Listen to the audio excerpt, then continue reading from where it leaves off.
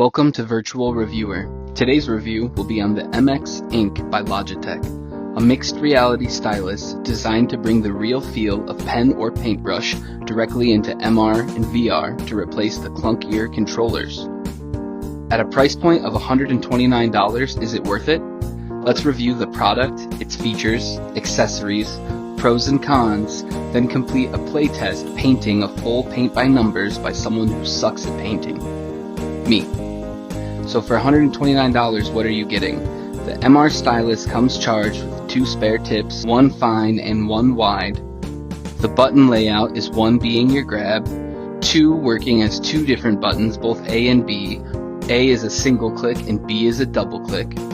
3 is the meta button on the back of the pen, and 5 is a pressure sensor analog between the first and second buttons. There is also a USB-C charging port, but it is finicky and pretty sticky to remove your cable from. This does not come with a cable, which I also think is a negative.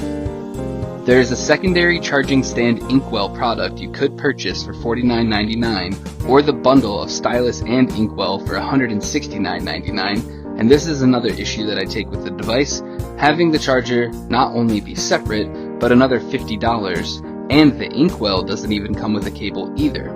I give them an F for what's on the box. The power on is done by holding down the meta button, like clicking your pen, for 2 seconds, and power off is 5 seconds. The pen's charge light will flash green when it is fully charged, red at low battery, or green at charging battery. The pairing process is relatively straightforward, but the firmware update may take a while. Mine was about 3 minutes. In MR, you can see a digital version of the pen over the real thing in your hand. I enjoyed this thoroughly. When interacting with canvases in Vermillion, there is a haptic feedback which feels natural and helps you with your hand placement and pressure on the painting. Once I got used to the button layout, I really couldn't complain. Being able to record videos and work on the painting all from the pen was pretty amazing.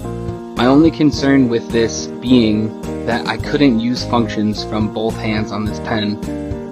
I had to pick up the left controller when I wanted to go back or undo anything on the painting, and that felt okay after a while. Some apps use the pressure sensitive button so you can select different options in air or make adjustments. I thought this was a good touch and shows much of the limitation is currently on the devs not having access to the product or a clear understanding of how to utilize all of its inputs. So what are the pros and cons, and what is the overall rating? Let's start with the pros.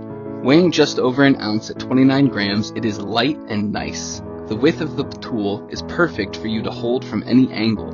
Latency seemingly non-existent to the point I didn't notice any. The haptic feedback when coming into contact with the surface is reassuring and makes for better artwork. The pairing is seamless from being picked up and will switch back and forth from regular controllers just by moving them. Use with most painting apps is already available, and some medical and dev options are available as well. They offer a dev kit for aspiring devs to utilize their product in future games. Cons. What are they? Not only is no cable included in the box, but if you get the Inkwell, you need to supply your own cable too. For a $50 object, I expect the charging cable to come with it, and for a $130 one, even more so. On the comboed 170 one, it's a blunder to not have that cable, which leads right into my next con, the price. I don't think it's worth the full price tag unless you have a hardcore use case, someone who's an artist daily or uses this for creative work, but I could recommend this purchase in the $70 to $80 range for anyone who just enjoys making art or just enjoys painting in VR.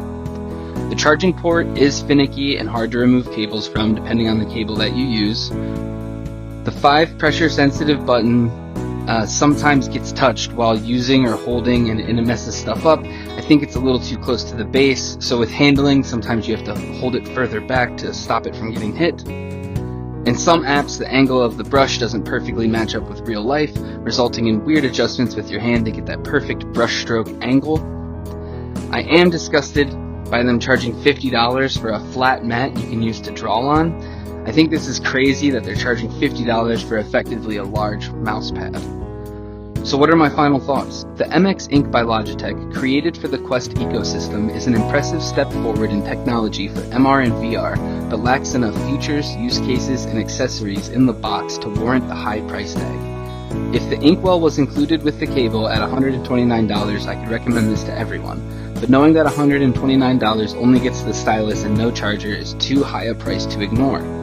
If you are someone who designs and creates daily, this higher price tag may still be worth it to you for the trade-off in comfort on long-term use and the lower weight, but I will continue my use with the MX ink and give an updated review after 3 months. If you have any questions about it you'd like answered, let me know in the comments and I will address them in the follow-up video.